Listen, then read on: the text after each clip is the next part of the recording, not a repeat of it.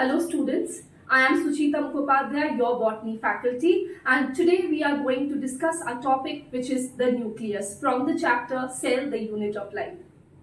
So, nucleus शुरू करने से पहले let me tell you the role of a teacher.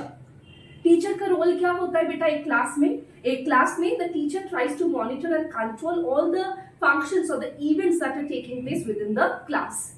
Similarly, nucleus का काम क्या होता है बेटा? Nucleus is the control center of the cell. Most of the activities, that is the metabolisms which are taking place within the cell are under the control of the nucleus. तो हम nucleus को क्या बोल सकते हैं? हम बोल सकते हैं कि nucleus is apparently like the boss of the cell, right? तो अब हम शुरू करते हैं with whatever is given in the NCERT. ठीक है? So what are we going to discuss today? We are going to discuss nucleus, the cell organelle nucleus. Fine?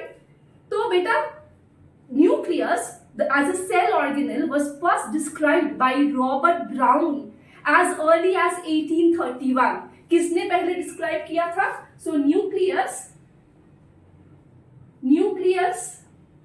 as a cell organelle, right, was described by Robert Brown, right?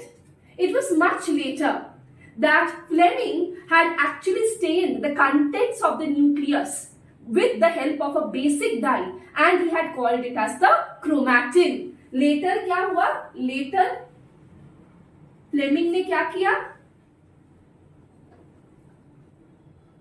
Later Fleming stained the contents of nucleus with basic dye. And what did he call it? He called it as the chromatin. Chroma comes from color. ठीक है? Now, let us describe the structure of the nucleus. पर structure of the nucleus describe करने से पहले बेटा एक और चीज मैं आप लोगों को बता देना चाहती हूँ about nucleus. देखो most of the cells will be having one nucleus per cell. But there are some cells जहाँ पे the number of nucleus can be more than one. जैसे कि आप लोगों ने चैप्टर बायोलॉजिकल क्लासिफिकेशन में पढ़ा है that in Phycomycetes the hyphae is sinusoidal, multinucleated, है ना? आप लोगों ने ये भी पढ़ा है कि कुछ फंगस में जैसे बेसिडियोमाइसिटिस हो गया, एस्कोमाइसिटिस हो गया, उनमें डाइकैरियोटिक स्टेज होता है. डाइकैरियोटिक यानी कि दो न्यूक्लियस. द टर्म बेटा कैरियन, न्यूक्लियस को हम लोग कैरियन भी बोलते हैं, राइट? तो डाइकैरियोटिक स्टेज फंगस में रहता है, कुछ फंगस में जैसे एस्कोमाइसिटिस और basidiomycetes in certain stage of their life, right, जहां पे एक से अधिक न्यूक्लियस रहता है. फाइन.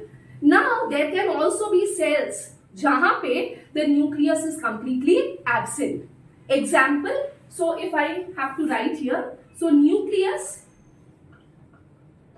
absent, ऐसे भी cells होते हैं जैसे कि erythrocytes of some mammals, जैसे कि sieve tube cells, जैसे कि sieve tube cells of vascular plants, है ना, of vascular plants, जैसे कि मतलब एंजियोस्पर्म्स के sieve tube cells में न्यूक्लियस जो है नहीं रहता है. So you know that the function of the sieve tube cell is actually controlled by the nucleus which is present in the companion cell, right? तो ये सेल्स हो गए जहां पे न्यूक्लियस एब्सेंट होता है. तो नाउ बेटा we are starting with the structure of the nucleus.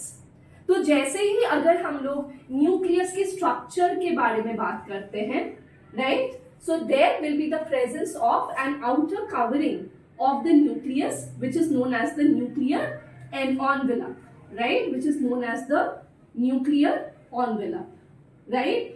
What I am drawing here right now, it is actually the nuclear envelope. Correct? So first, nuclear envelope, right?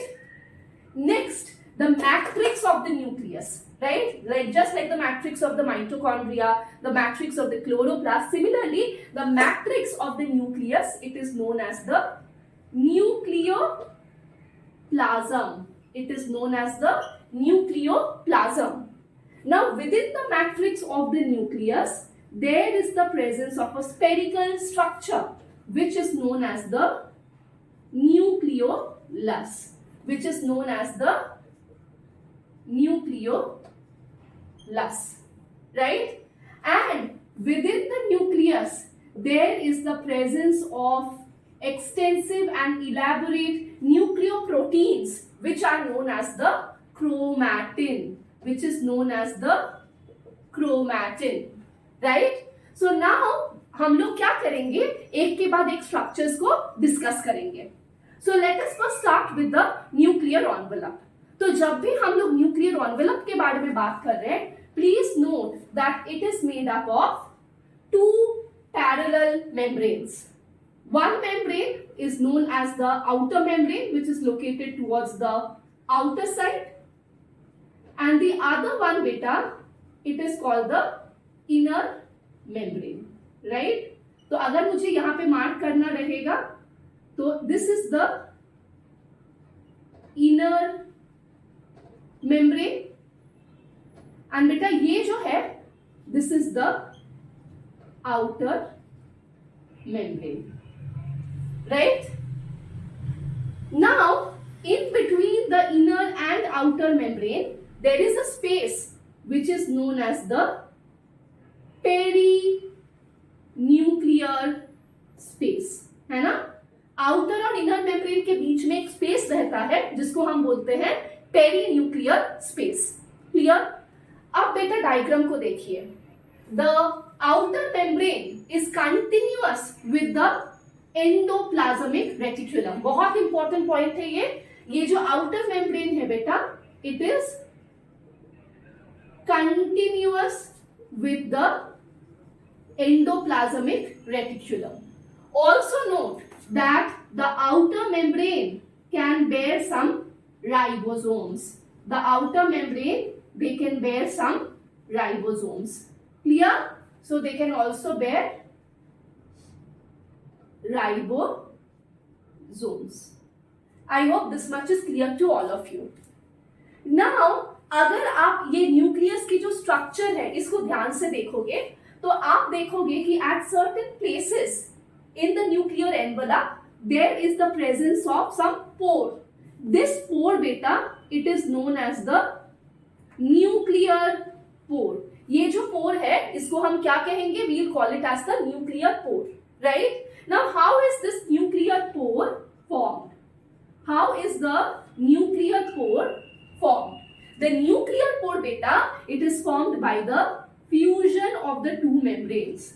It is formed by the fusion of the two membranes. यानी कि when the outer membrane and the inner membrane get fused, then it is forming the nuclear pore. अब बेटा nuclear pore का function क्या है?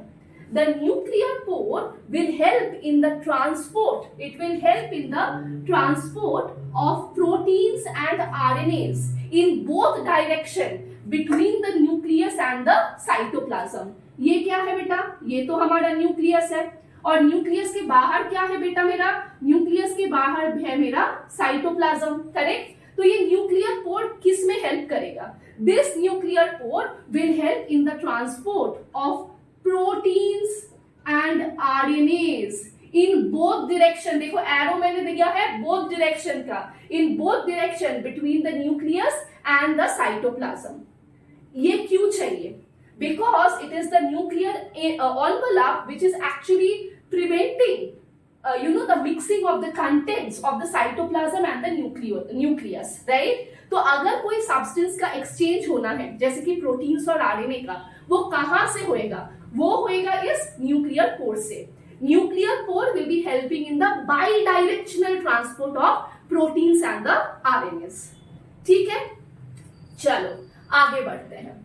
So now let us talk about the nucleolus, right? तो nucleoplasm और the matrix of the nucleus, right? Nucleoplasm यानी कि ये क्या है बेटा? ये एक्चुअली है matrix of the nucleus, right? So within the nucleoplasm there is the presence of a spherical structure. There is the presence of a spherical